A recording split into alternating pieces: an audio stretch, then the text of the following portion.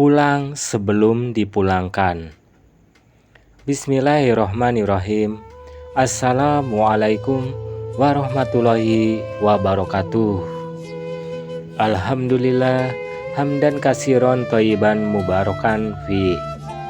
Segala puji bagi Allah yang masih meminjamkan nafasnya kepada kita, sebuah nikmat yang seringkali kita sia-siakan, padahal ia adalah modal utama untuk kembali pulang.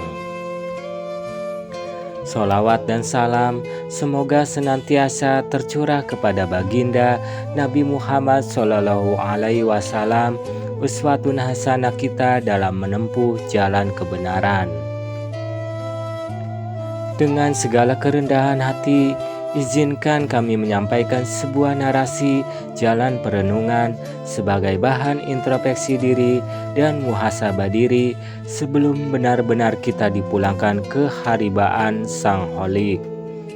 Mari kita buka mata batin kita untuk menyusuri 13 anak tangga perenungan ini. 1. Hakikat nafas yang dipinjamkan.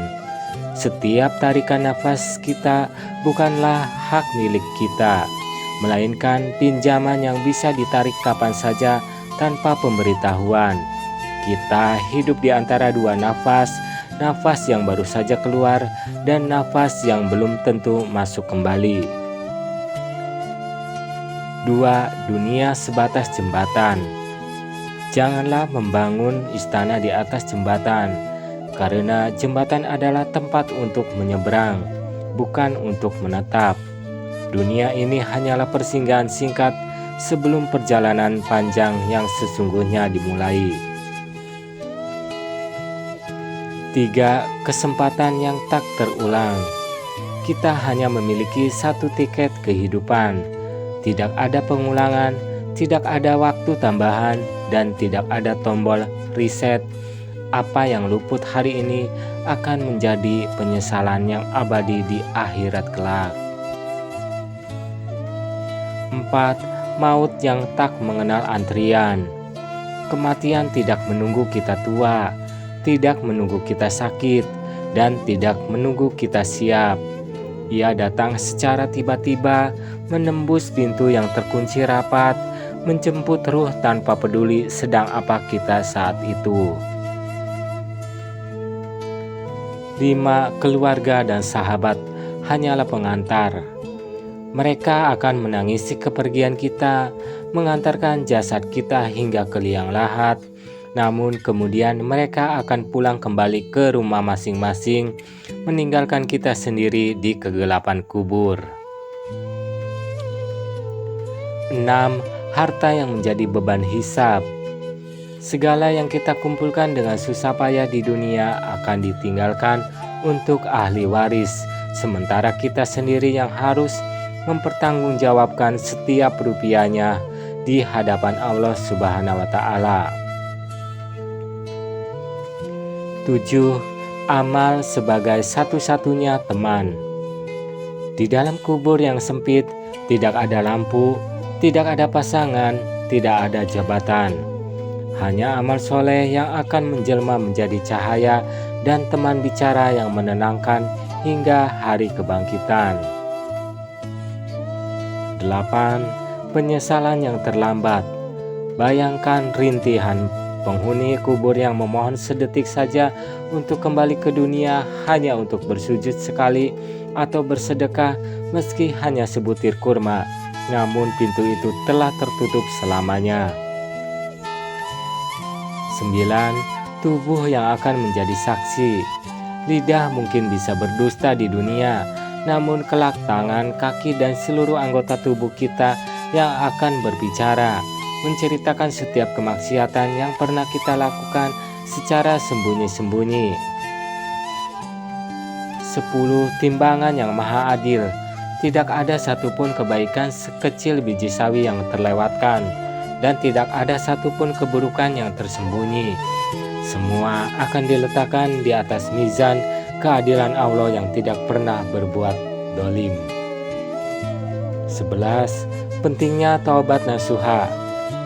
Selagi ruh belum di kerongkongan, pintu ampunan Allah masih terbuka lebar. Jangan biarkan matahari terbenam tanpa kita memohon maaf atas segala noktah hitam yang mengotori hati. 12.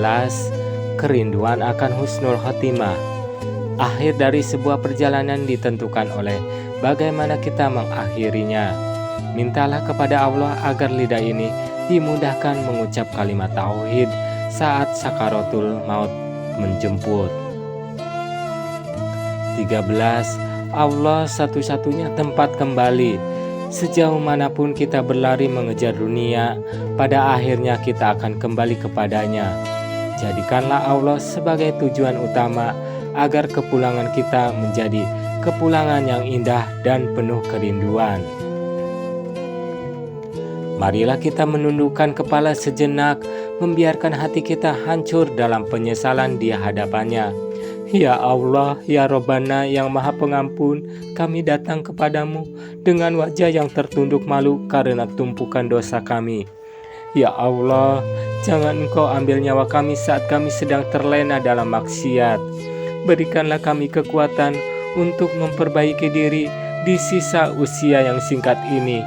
Ya Allah, jadikanlah air mata penyesalan ini sebagai pemadam api neraka bagi kami. Karuniakanlah kepada kami akhir hidup yang indah, akhir hidup yang tenang, dan pertemukanlah kami dengan baginda Rasulullah di telaga Al-Kausar-Mu. Robbana atina fid dunya hasanah wa fil akhirati hasanah wa qina adzabannar. Subhana rabbika rabbil izzati amma yasifun wa salamun ala mursalin walhamdulillahi rabbil alamin. Jika narasi ini kurang, kami mohon maaf yang sebesar-besarnya.